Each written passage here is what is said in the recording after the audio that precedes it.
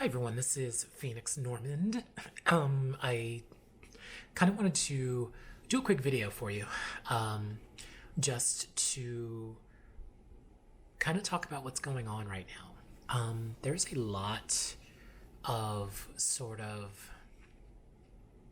stress out in the world in general, and especially with regard to executive assistants and executive assistant jobs. As you know, I used to be an executive assistant for a number of years, actually almost 3 decades. And my concern has always been that at some point we were going to be basically where we are now, that the role itself would not have evolved enough to really save us when things really went pear-shaped. And, unfortunately, what we're seeing now is that a lot of what we took for granted all those years is now really showing its ugly side, meaning the years of just sort of allowing this role to be based in tasks as opposed to things that really move the needle for the company, which has always been our struggle, if you will, is just trying to find things that actually move the needle. What we're seeing now is that the fact that we didn't differentiate, the fact that we didn't find ways to make this role something with very conspicuous value to the bottom line, or some sort of real conspicuous attachment to the bottom line, has now allowed companies to really review the role and look at it often as accessory as opposed to a necessity. And while as much as our bias, having been in the role, is around the fact that we feel we're necessities and critical to the success of our executives whom we support, the departments that we're in, the company itself, that's hard to quantify on paper. As much as we perform all these miracles that people don't see, the fact that they don't see them, and the fact that a lot of CFOs and financial experts, so to speak, are really looking at every single role and trying to usurp or at least assign a value. It's hard for them to see our roles, especially when those of us who are making those six figures, to really justify it unless they can sort of see the tangible value that we provide. And unfortunately, the roles and the way that they've been crafted over the last maybe 10, 15 years don't really show that on paper. There's a lot of stuff that we do sort of in the shadows, that we do, at our dinner tables and in between, children bedtime stories and all of that, that doesn't necessarily make it onto a piece of paper as an actual accountability, though we do it every single day, every single evening, often to our detriment and to our, our relationships detriment. That has never really made it onto paper. And because it never made it onto paper, we are now sort of looked at as accessory, like I said. And I only bring this up because I'm literally every single day, I'm getting yet another executive assistant reaching out to me saying, I just got laid off. I cannot believe it. I've been with this particular executive for this many years. Yes, I should have maybe leveled up a little bit more than I did, but I could have sworn that, I'd done enough to not, sort of be cut, essentially. And as much as I want to be empathetic in those situations, I, half the time I'm sitting there like just kind of face palming, like, I told you, unless you show some sort of conspicuous value, people aren't gonna magically assume that you have value, especially when it's a choice between you and like a mid-level manager who's making pretty much the same amount of money as you are, but who shows with their one accountability some sort of tangible, conspicuous value, some direct line to a bottom line that we can't. It's really what it comes down to. So the reason I bring all this up is to really, to kind of just tell it like it is. We've coasted way too long, you guys. And I want those of you who still have jobs to really understand that unless you, again, show some sort of conspicuous value, not even just the value, if you show some real desire to really know the business, understand the business, get your hands a little dirty, get in some of these meetings that you've never quote unquote been invited to, really kind of challenge your executives to help you level up if indeed that's your course and it's something that you bring to them as something you want to do as opposed to you expecting them to do it for you. That'll never happen. Then again, you're really setting yourself up for a really, really rude awakening on a Tuesday, Wednesday, Thursday, Friday afternoon. And I really don't want that for you.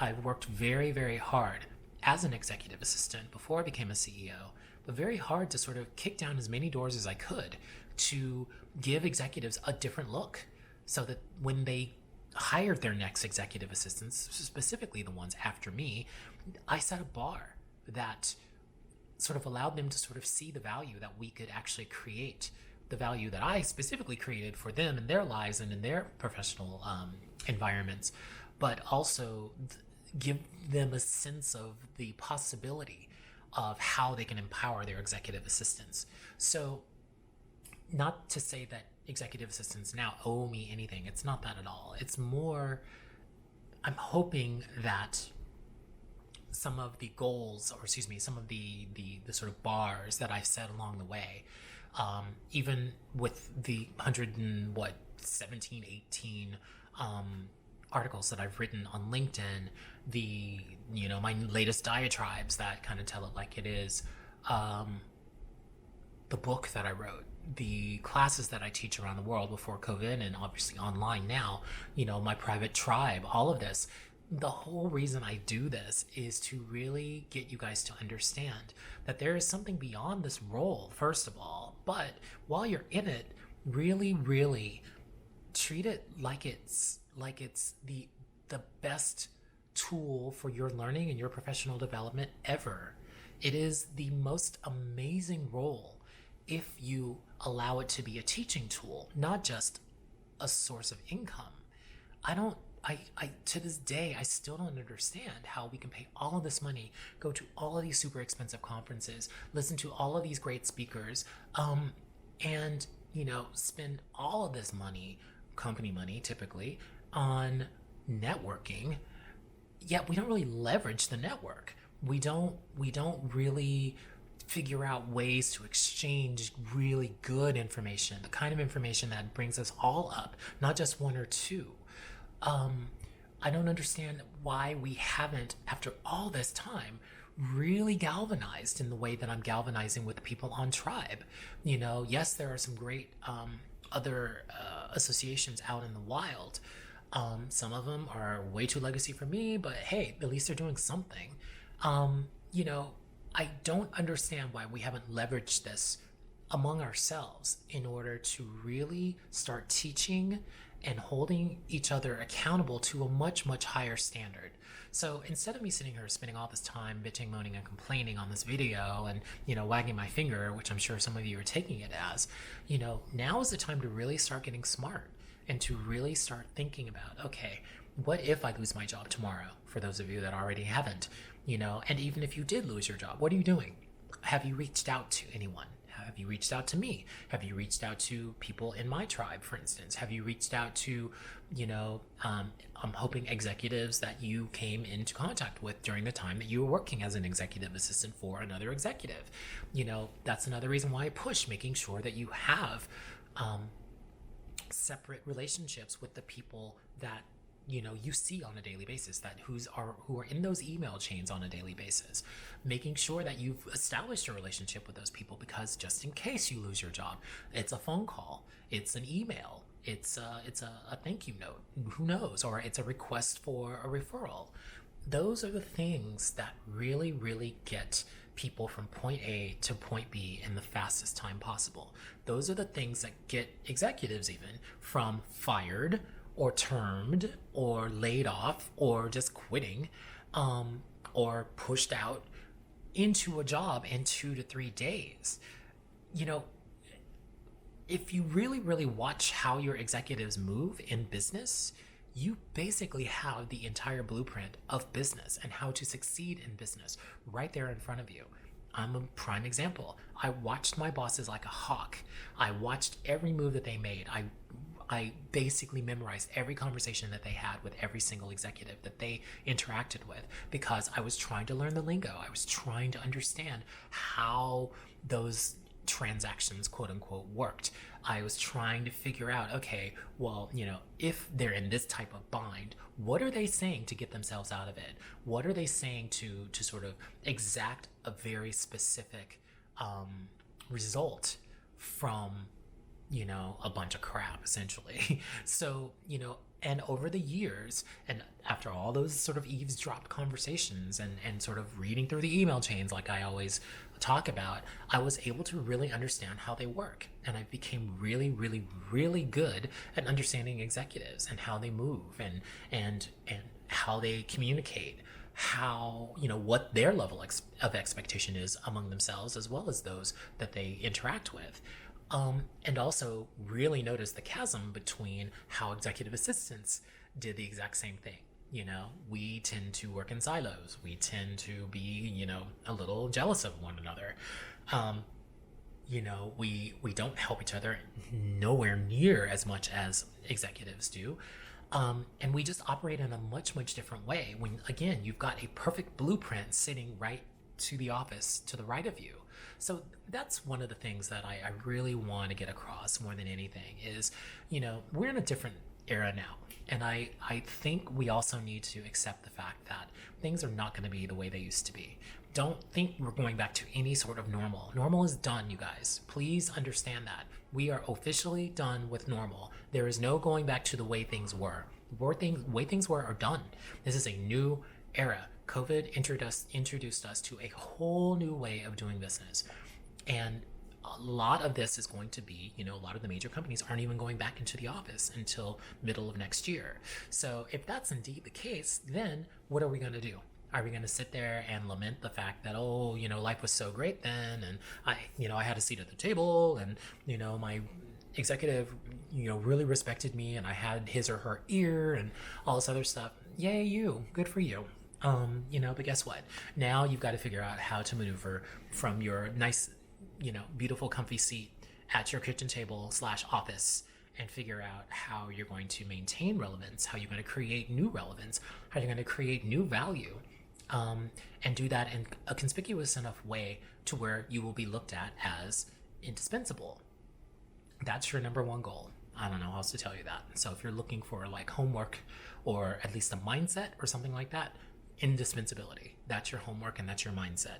So, one of the classes that I'm teaching right now, and I know I've probably beat it up on LinkedIn ad nauseum, but the specific reason why I created it and why I'm teaching it is because it is the most relevant thing, as far as I'm concerned, for executive assistants and executives right now. I really want us both, executives and executive assistants, to understand that this role is different because of COVID. COVID has now exposed all the seams about how this relationship never really worked the way it should have in the first place. So now is an opportunity for both sides to come together in a different way, for executives to really start empowering their executive assistants in a new way, but more importantly, executive assistants to really look at their roles, look at the entire organization, their entire, their executives' plate, if you will, and really understand what the responsibilities are, what the objectives are, what really comprises an executive's accountabilities, and start picking them apart. If you can pick them apart and actually maybe kind of get your hands a little dirty, ask your executive or request, insist, whatever, of your executive, hey, I see, this, and this that are on your plate. I've noticed there's just collecting on it just because you don't have the bandwidth to handle it. Is that something I can take over for you? That's something that we should be doing. For executives, you really need to start looking at your executive assistants as something other than, your comfort zone. The people who make your life easy, who create quote unquote calm from chaos. Instead, look at them as actual strategic partners. I mean, we're very strategic in the way we do, just our day-to-day jobs. A lot of strategy is involved in just getting you from point A to point B. It's, a lot of strategy is involved in trying to make sure that your meetings are set up in such a way where you are at your very best during those meetings, and you have time to sort of ideate between, take potty breaks, all this other stuff, which may seem trivial to you, but we are masters at the human condition, and hopefully the best of us, at least, are able to really sort of manage you, to be honest with you, in a way that allows you to be your best self. A lot of executives have sort of handed over the reins of really leveling up their executive assistants. And I'll also say executive assistants have also handed over the reins of, this sort of expectation that their bosses want to do that. I think when we first start out with a new boss, they want to, but life happens. Accountabilities grow and become more of a priority than leveling up someone who's making $120,000 to $160,000 a year. See what I'm getting at? So here's my thought. I personally would love for any executive to send their executive assistant to my workshop. And that's not just because I want your money. It's not that at all. I really, more than anything, want to show you and the rest of the business world how this can actually work, how this partnership and this new synergy could actually work to the benefit of all, how you could actually save about 3 headcounts if you just give your executive assistant the benefit of the doubt. You give me the benefit of the doubt, and you empower your executive assistants with what I'm teaching them in these workshops. And the reason I say that is this. I've done it. I did it for 27 years, and I think I did a pretty damn good job at it. And what I, again, found is a way of mastering this in such a way of setting up this role. I've taught it for 4 years on my own. And I've taught it in such a way where every single class and numerous members of every single one of those classes have taken what I've learned, applied it to their own careers, and just infinitesimally up their respect level, up their compensation, and also upped that relationship between them and their executive. I've got conspicuous examples all around the world. I'm happy to send you case studies. I'm happy to give you email addresses if you need to reach out to someone and validate that I'm not full of shit. I'm not. Ask around, look at my recommendations. But I really want, more than anything, is I want to prove that this is different. I also want to prove that indeed the traditional executive assistant role is dead. I don't believe that the executive assistant role now should be this very task-based, do what I say, hey, can you do my calendar? Hey, can you get me from point A to point B? Hey, can you do this, and this? That's not really the way it works. If you really empower people and you give them project work, if you give them access, if you give them, sort of what I call mini mentors, meaning it may not be you, it might be a member of your executive team or your leadership team who says, hey, let me take you under my wing, let me show you how this is done, and I want you to do exactly what I'm doing and replicate it to the T. If you show someone how to do something successful, especially an executive assistant, they can replicate that over and over and over again. In other words, if you have roles that you've had to unfortunately lose to attrition because of COVID, then there's a whole lot of work that is going to have to be absorbed by someone. This is the perfect opportunity to pull your executive assistant in and say, hey, let's bot-arize all of my travel, all of my calendaring, et cetera, et cetera. Yes, overlook it, make sure it looks okay. Or how about this? As an executive, you've done your calendar before. More executives now than ever are doing their own calendar. So do your own calendaring for, a while. Have your executive assistant look it over each night to make sure that you're not double booking, triple booking yourself, that they haven't booked something to sort of create a triple booking or whatever. That's easiness. And you can do most of that stuff via a bot. Have your executive assistant show you how. They already know. But maybe start pulling them into some of those conversations. Things that you wanted to hand off to a middle manager who is no longer there. Things that you wanted to hand off to a now overworked other C-suiter who, it's stuff that even if it's not done well, at least if it's advanced, it keeps the train moving down the tracks. Speaking specifically to executives right now, you need to empower the people who are there for you, period. Stop making assumptions about people's intelligence, whether or not they're in it to win it. I assure you they are if they're working for you. All of that it will not help you right now. What's going to help you right now is someone who will help you right now. And my thing is this: if you've had to let go of several of your middle managers or directors or whatever else, that work should not be stagnant. It should not be disseminated among people who are already overworked. It should go to people like your executive assistant, who is more than capable of probably handling it, because guess what? They've probably seen every single component of what it is that you need done anyway via, the numerous meetings that you've had on it. If they've sat in those meetings and taken notes, trust me, they know every single, aspect of the work. It's now time for you to empower those people to actually do the work, to, spend an extra 30 minutes, 45, hour or whatever, 1 or 2 times a week, sort of really making sure that they understand how to do it, and pushing them. Executive assistants actually do like to be pushed, at least again, the top ones of us. We like to be pushed. We like to be challenged. We like things that are above our punching weight because we like to prove people wrong. We've had to do it our entire working careers. As much as we do love you, the people we support, we're also wary of you to an extent because we know for a fact that you never, en masse, really empower us in a way where we feel from you that you truly understand all that we're capable of. And I'm sorry, I hope I didn't blow up anyone with that admission, but that's kind of the truth.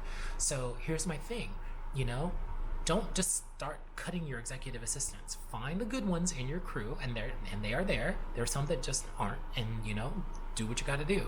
But the ones that have like that little glint in their eye, the ones that continue to come to you and say, hey, I did this, or hey, here's a suggestion, or hey, I was thinking, those are the ones that you want. Those are the ones that you then want to pull in and figure out, okay, I hear you. I'm gonna try it. Let's just try this one project. I'm gonna give you this, and this. And I'm also going to assign you to, the CFO or the VP of this, or this. And I want you to follow their directions to a T and emulate absolutely everything that they tell you, and report back to me in a couple of weeks or a week or a day or a month, whatever. I promise you, what you will find is that you will find someone who is eager, someone who is exacting in their detail, someone who is exacting in their execution, who will come to you with 1 or 2 clarifying questions. That's just the way it works, especially if we don't know what the hell we're talking about or working on, but will figure a way to a conclusion that is probably as good as, or sometimes even better and more informed than the person you'd originally assigned it to. That's going to be the big aha for you guys. So again, empower the people who are there for you. I don't know how many times I need to say that. As an executive assistant, if I ever decided to work for/with someone, it was because I was there for them and their success, knowing that their success would, of course, be my success. My name would be attached to someone successful, someone with that much access, someone with that much sort of, cred, if you will. Anytime someone Googles an executive, I can assure you, you'll typically want to know who their executive assistant is. It was a secret of my success. I always made sure that I attached myself to executives that were doing something because I wanted my name attached as well. So again, don't discount the people who are there for you. In fact, now is the time to really empower them far beyond you ever could have imagined. I'm not saying it's going to be 100% successful. That's just life. But I assure you, at least the caliber of executive assistants that I deal with, especially in my private tribe and that I've known around the world, and also the ones who I know are in these top spots, I assure you, you're going to find that, wow, I really blew it. All these years that I had this person or the people prior, I never knew that they could do all of this. And what you'll find is they can. And not only can they, but they absolutely murder the game.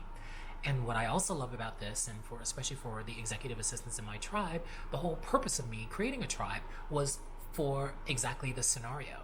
for an executive to give someone something way above their punching weight, for that executive assistant to then turn to the tribe, which is, executive assistants from all over the world, from 13 countries, for crying out loud, 8 chapters, who could say, oh my God, I just got something that I don't know what the hell this is. Can anyone give me some insight? Hey, Phoenix, you've probably done this before. Can you give me like a quick run through, or what I should look for, what I should research, who I should reach out to, etc.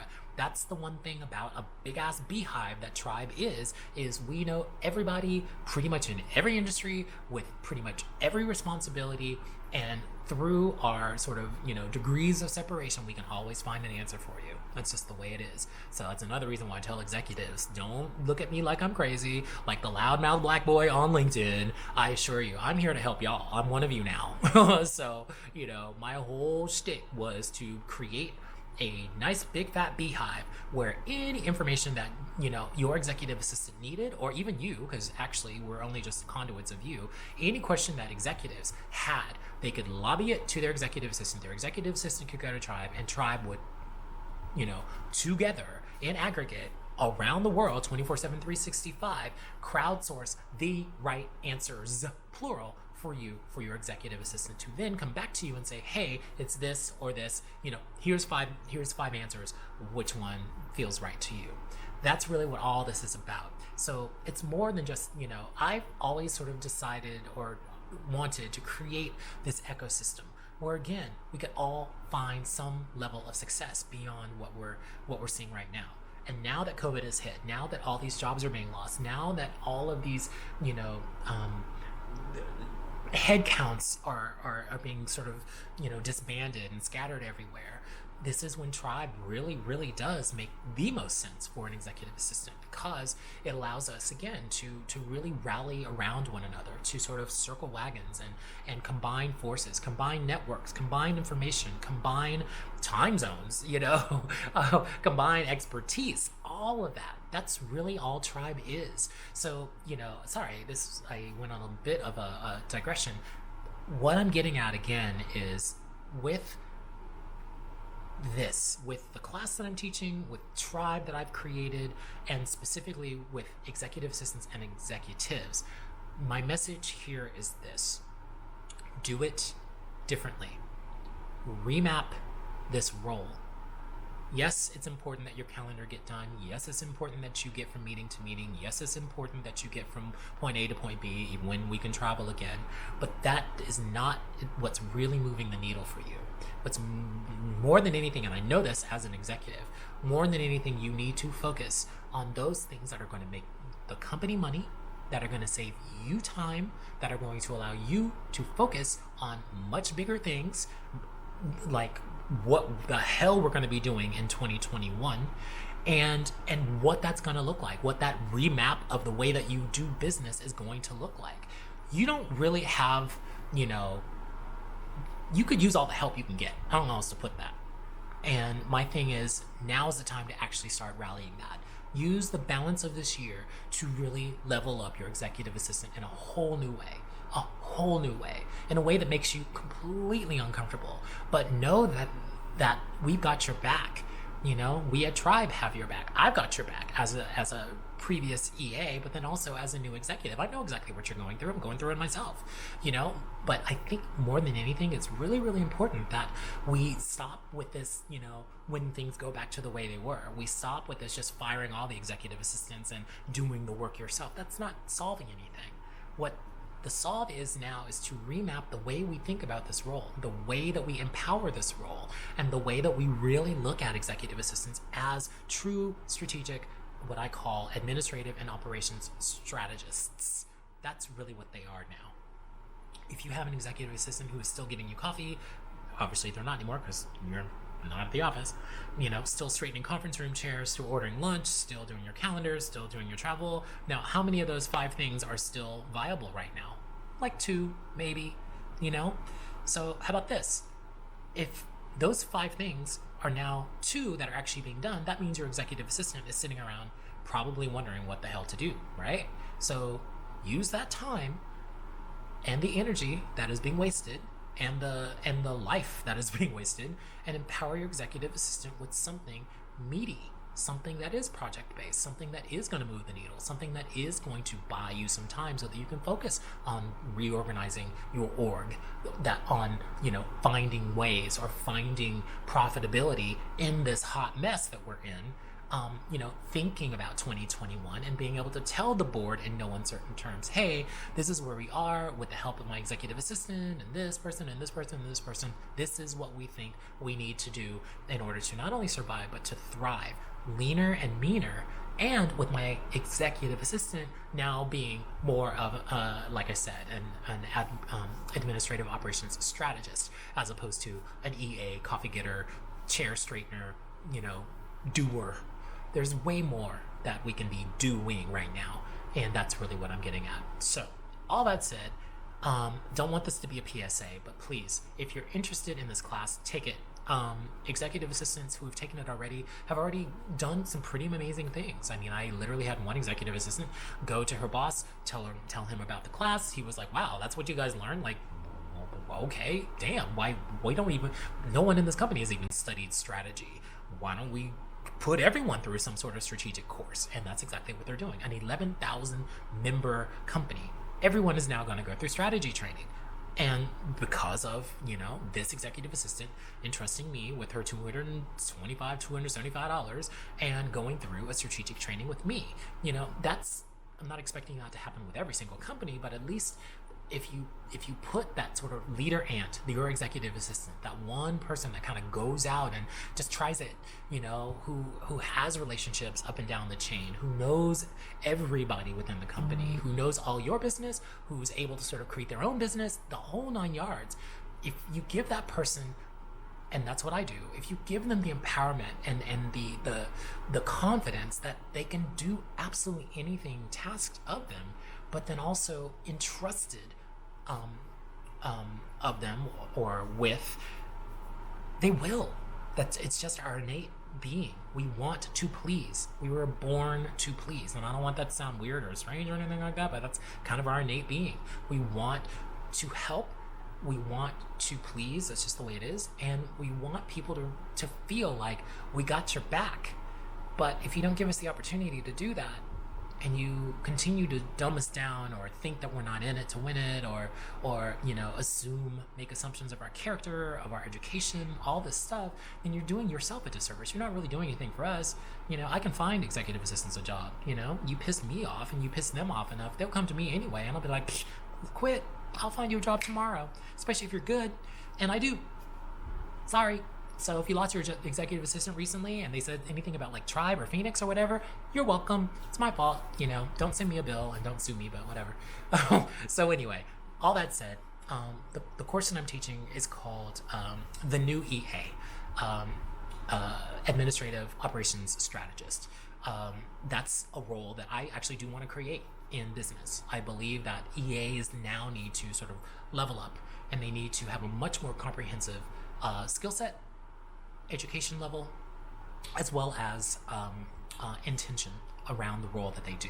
I believe bots are going to take over a lot of that administrative stuff, and if bots don't take it over, by all means, hire a virtual. You don't need a big ass warm body doing your calendar, doing your travel. Like that's almost insulting now. Hire a virtual and have your executive assistant, your administrative operations strategist manage that person and those processes, but task them with something that is actually at the level of what it is their capabilities are. And I assure you, most top executive assistants have capabilities you're not even aware of. And especially if they're Tribe EAs, you don't even understand. If whatever they may lack themselves, they can certainly find it in Tribe, because we are at every possible level within the industry. And that's one of the biggest things that I'm most proud of about our tribe is we cover all the bases. There's pretty much nothing you can throw at us that we have not either experienced ourselves. Someone has probably either never worked in that industry or that company or whatever. No. Enough people and enough expertise to cover pretty much every base on the face of the planet. And like I said, we're in 13 countries, growing to about 15 very shortly, 8 chapters growing to about 10 very shortly, 11 actually. So keep that in mind. So again, the class is called the new EA, Administrative Operations Strategists. It's $275 US. I'm teaching it Saturday the 22nd and the 29th. Now, the times are basically in two sort of major regions. In the US and the UK can usually kind of do the same time zone, and then Australasia will definitely need their own time zone. But basically, it's 8 a.m. Pacific in the United States on those Saturdays, and 8 a.m. in Melbourne, Australia, which is like 10 a.m. in New Zealand. So the reason I teach on Saturdays is so that I don't disrupt business during the week. So if anyone's ever asking me why are you teaching it on Saturday, and that's why. I'm a businessman. Sorry, I don't like business being interrupted during the week. I think it's ridiculous. That's why I hated all those conferences that were super expensive being during the week, because you would just blow business up, and that's part of the reason why we get the side eye from a lot of executives. So I only teach on Saturdays. So if you don't like it, miss me. But there's that. But then also keep in mind that I also coach a lot of EA teams, and I also coach executive EA teams as well, just to sort of give them a new direction, give them a new intention and a new way of working together that is much more effective. Because I think I think the entire EA role right now is a mess. I don't see it surviving in its current form. And instead of sitting there lamenting it, I'm one of those weirdos that actually wants to change it and do it in a way that is kind of kicking the door down, and just basically forcing people to try it. And luckily, I've got enough sort of success stories along the way to know for a fact that it's effective and that it will work. So anyway, there's that. It's kind of a weird thing. I know a lot of you are going to be like, wait, is this an ad or is this a talk or whatever else? Executive assistants will understand what I'm talking about. I hope enough executives watch this where they start thinking about this and really start thinking, at this point I need help. I'm exhausted. Profits are hemorrhaging. I'm worried about my job. I'm worried about my team. I need only the people who are providing value around me. And like I said, instead of cutting your executive assistants, especially if you sense that they might be ready to level up, by all means, don't cut them. Send them to my class, or pay for me coaching them. I'm a great coach. Ask around, and I promise you, I'll give you someone who will be someone you never expected you even needed or was even available or possible. A lot of you are turning to these chiefs of staff, which I'm like, yay you, but depending upon the size of your business, the sort of level of your business, the number of teams you have and all of that, I think chiefs of staff are overkill in certain respects. Like humongous organizations, yes, do that, but I think the whole goal around this workshop that I'm teaching, as well as the administrative operations strategist role, as far as I'm concerned, is really sort of like a conflation of chief of staff and like a really, really highest level executive assistant, and merging those two to create something that is really, really helpful, that also kind of fits or slots in between both of those roles, but not to those extremes. So there you go. I hope this was helpful, especially for those of you who've been sort of hovering and looking at this class and kind of wondering what it's going to be about and all of that. It's business. It's a business boot camp. It's all the stuff that you probably should have learned in the years that you've been an executive assistant about business and how executives operate, how teams work, how business metrics are created. Being able to decipher those numbers and really understand how they fit within the larger construct of business, within the very specific construct of your departments, your teams, your OKRs, all of that. If you don't understand all of that stuff, and it all sounds like hieroglyphics and different language to you, that's a problem. And you definitely should be enrolled in this class. So, maybe this is a PSA. I apologize if that's how you take it. I don't really care. But, one thing that I am trying to do, and I'm doing it quite conspicuously, is to shake some of you the hell awake, executive assistants and executives alike. It's time to do it differently. This is a great opportunity like I said, for the rest of the year to switch it completely up and to do something that is going to be highly beneficial to both of you. leveling up your executive assistant and increasing their professional development, and then for you as an executive, really finding that business partner that you needed and kind of molding them into exactly what you need, as opposed to what was sort of given to you, as opposed to what you sort of anticipated their role to be. You'd be shocked that how many people, especially executive assistants, if you've really given them something, like I said, meaty and needle moving and again above their punching weight, you'd be shocked at how quickly they'll adapt. They will again perform in a way that you just never knew they even had in them. It's kind of fantastic, and it's another reason I loved being executive assistant for 27 years, because I did exactly that, and I'm kind of living proof. I mean, I'm multi-CEO, I wrote a book, I'm about to open potentially a fourth business, all those things, and it was all based on me kicking the door in, me kind of grabbing my own executives by the scruff of the neck, saying, I need more, and if you're not going to give it to me, I'm out. I can get a job tomorrow. And I usually did if they didn't listen. But I kept pushing myself, and I kept pushing my executives to push me, and they did. And I ended up, quite easily moving from executive assistant into CEO, because I learned everything I needed from the executives that I'd supported. Like I said, I'd taken all the notes, I'd eaten all the popcorn, I'd lived in the email chains. I'd created my own relationships with executives that I knew through the executives that I supported, and I was able to sort of walk away and directly into businesses of my own. So there you go. I'm done. Thank you everyone who's already taken the course. Thank you everyone who has recently signed up. It's, like I said, $275 US. That's cheap, and I made it cheap on purpose because I know people are struggling right now monetarily. I've been told that this course could easily go for $1,400 or $1,500. It's over two Saturdays, 3 hours a piece, a little bit of leeway. I might go a little bit over because I talk a lot, as you can see. But I promise you, it's something that will benefit you both tremendously. And it will, for executive assistants, it will level you up in a way that you never knew that you had in you. And it'll also really open your eyes much, much wider to what it is that you can do, and really will hopefully give you the energy and the confidence to really push your executives to give you more.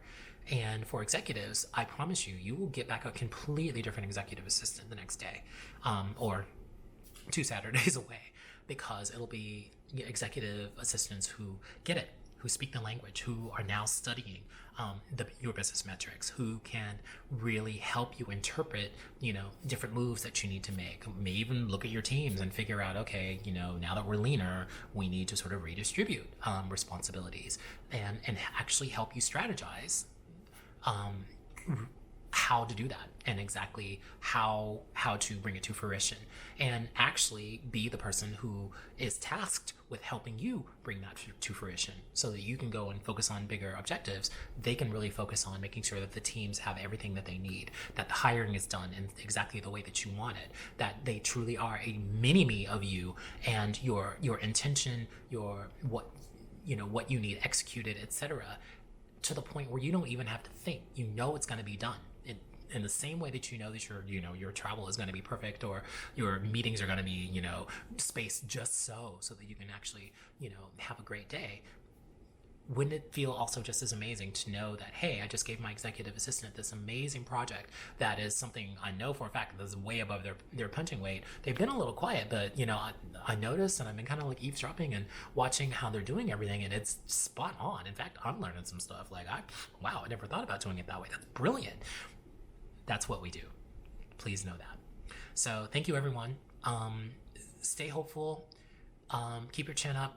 These are interesting, precarious times. Business is still business, and it will always be business. And we will, I don't know about recovery. I don't want us to use the R word just yet, but we'll be fine. But it's time to do things differently. It's time to really lean on one another in completely different ways, and to do this in a way where we're less liabilities of one another, and we truly are strategic partners for one another, and for the business more than anything. So thank you. Sign up at thismytribe.com if you want to take the course. If you're looking for coaching, I coach in packs or in singles. That's at phoenixnormand.com. And if you're interested in joining Tribe, I actually do have some spaces available, and I promise you, it's somewhere you want to be. Especially if you're an executive assistant that has a job, and really if you're an executive assistant that doesn't, and needs a community of people to sort of help you, to get you back on your feet, to help level you up. But I will warn you, you will be stepping in the arena with some badasses. So don't show up if you're whiny, complainy, don't know what the DM stands for. Someone asked me that the other day. I almost lost my shit. Come correct.